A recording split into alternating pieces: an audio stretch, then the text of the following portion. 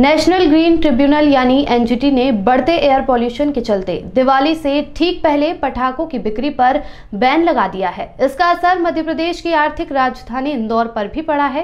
Collector ने एक आदेश जारी कर दिवाली के दिन रात 8 से 10 बजे तक ही पटाखे जलाने की अनुमति दी है। हालांकि पहले से ही मंदी की मार झेल रहे पटाखा व्यापारियों की इससे मुश्किलें और बढ़ गई है। इस बार दिवाली ग्रीन होगी क्योंकि नेशनल ग्रीन ट्रिब्यूनल यानी एनजीटी ने एक आदेश जारी कर उन राज्यों और शहरों में भी पटाखों की बिक्री पर रोक लगा दी है जहां पिछले साल नवंबर में एयर क्वालिटी इंडेक्स यानी AQI का लेवल खराब था। इसका असर इंदौर पर भी पड़ा है। यहां भी कलेक्टर ने सिर्फ दिवाली के दिन शनिवार को 2 घंटे आतिशबाजी की इजाजत दी है।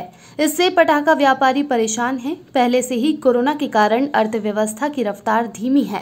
ऊपर से इस आदेश का असर बिक्री पर भी पड़ता दिख रहा है।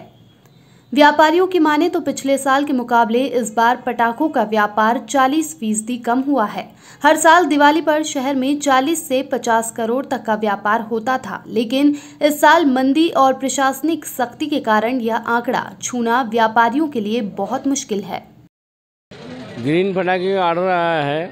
ये तो ऑर्डर अभी आया है। शिवकाशी में काफ़ी समय से ग्रीन पटाखे ही बनते हैं। जैसे कि मद्रास का नाम अपन ने चेन्नई कर दिया। मद्रास का नाम था महानगर का, क्या नाम कर दिया? चेन्नई।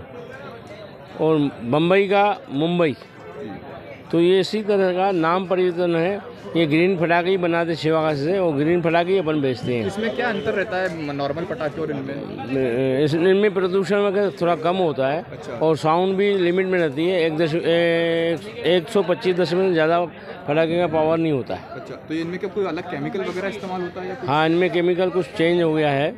जो सरकार द्वारा गाइडलाइन दी गई है, ये केमिकल थोड़ा महंगा आता है। हाँ, पटाखे का व्यापार थोड़ा प्रभावित तो हुआ है, लेकिन माननीय शिवराज सिंह चौहान ने जो स्टेटमेंट दिया उससे थोड़ा पटाखे का व्यापार में जोश और उत्साह आया है। माननीय शिवराज सिंह ने यह बताया कि मध्य प्रदेश खुशियों का राज्य है और हमारे मध्य प्रदेश में सभी ज़िलों में अच्छे से खुशियां मनाई जाएगी और अच्छे से पटाखे फोड़ो, किसी की पाबंदी नहीं रहेगी। दिवाली से ठीक पहले आए एनजीटी के इस आदेश से व्यापारी नाराज हैं। उनका कहना है कि ज्यादातर व्यापारी कई महीनों पहले ही पटाखों का स्टॉक जमा कर लेते हैं। इंदौर में दिवाली के मौके पर छोटी बड़ी मिलाकर 1000 से ज्यादा पटाखा दुकानें लगती है।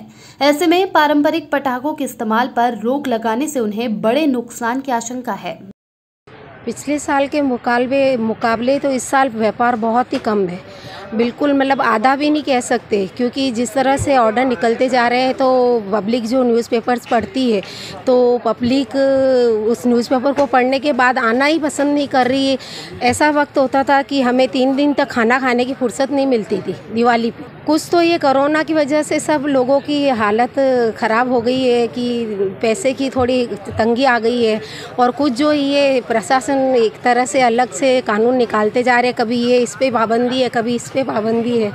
तो पब्लिक क्या है कि फिर पहले से तो तंगी में चल रही है, इतने समय व्यापार नहीं है, पैसे नहीं है, और फिर ऊपर से ऑर्डर निकलते तो और सोचते चलो जाने दो, क्या करना है। ऐसी तो कोई डिमांड कर नहीं रहे हैं। हालांकि हम लोग ग्रीन पटाखे दे ही रहे हैं, हम खुद चल के आगे से अपने से दे रहे हैं उनको ग्रीन पटाखे, लेकिन पब्लिक तो कोई डिमांड नहीं कर रही है। अच्छा ही है एक तरह से अगर ग्रीन पटाखे चलते हैं तो हमारे लिए, लेकिन ये जो एकदम सडनली जो डिसीजन आता है ना एंड टाइम पर जो त्यौहार के समय पे, तो वह हमें थोड़ा है ना परेशान, व्यापारियों का बड़ी टेंशन में, क्योंकि माल तो हमने भर लिया। मध्य प्रदेश सरकार ने आतिशबाजी पर सख्ती नहीं करने का फैसला किया है। इससे जरूर व्यापारी खुश हैं और उन्हें उम्मीद है कि उनकी दिवाली फीकी नहीं पड़ेगी। इंदौर से मृदुभाषी के लिए आयुष त्रिवेदी के साथ अजय साल्वी की रिपोर्ट। खबरों में फिलहाल इतना ही। देश प्रदेश की अन्य खबरों को जानने के लिए देखते रहिए मृदुभाषी न्यूज।